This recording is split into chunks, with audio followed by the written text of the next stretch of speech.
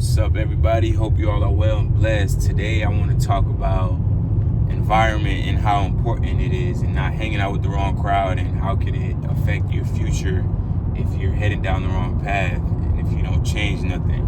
So I'm going to share a quick little story with you guys, right? So growing up, I used to hang out with this kid from my Little League football, right? We used to sleep over each other's houses, just being kids. We about 13, 14 years old. So I'm over his house, right? And we're playing Manhunt. So those of you who don't know, Manhunt is like hiding and seek and split into teams, and then one team has to find the other. So we're on the hiding team. We running and hiding. So I'm running alongside him, right? And this is his neighborhood. I don't even know where I'm going. I'm just following him because I don't want to get lost or nothing. So I kid you not, we're running, and he picks up about 15-pound rock, and then while we're running, he throws it through someone's window. And I'm running for my life. I'm scared. I don't know what's going on. So I'm running, following him. And then the person's house that he threw the rock through, I guess he was watching TV and it landed like right in front of his feet. So his wife or girlfriend, whoever it is, comes out and she's chasing us like in the car. Like, I'm talking about speeding, beeping the horn, trying to wake up the neighbors to help her. And then, long story short, we end up like jumping a brick wall back to his neighborhood. And then we go back to his room, and it's about 2, 3 in the morning. And then about 5, 6, the cops is banging on his door, and his grandma comes and wakes us up. She's like, "Oh my God, what did you do? What did you guys do? You guys are so bad, blah, blah, blah."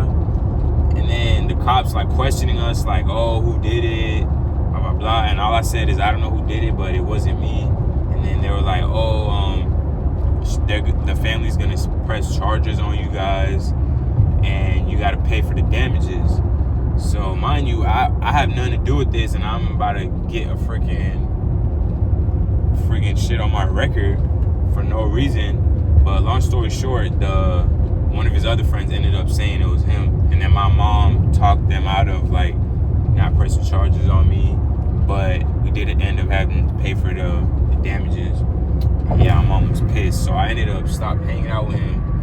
So fast forward 10, 12 years later, he's in prison now for shooting 3 people, and he killed 2 people.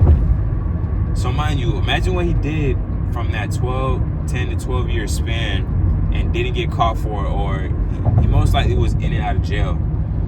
So imagine if I would have kept hanging with this guy, man. I probably would have been dead or in jail or in a whole different situation than I am now. But luckily, when I was young, I took a pause and I was like, okay, he may be my friend right now, but this is not someone I want to keep hanging out with because he just does bad shit and he can get me in trouble. And I'm not the type of kid to go out and be stealing and doing all this crazy stuff that he was doing. So I'm just glad that I made that decision to stop hanging out with him.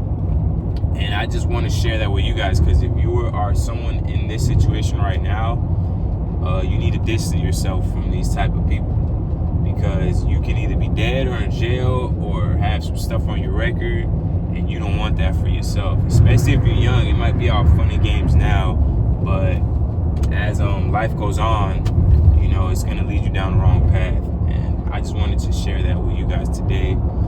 If you can relate to this, subscribe. This is the type of message that I like to spread, because I live these things, and I want to help the younger generation get in the right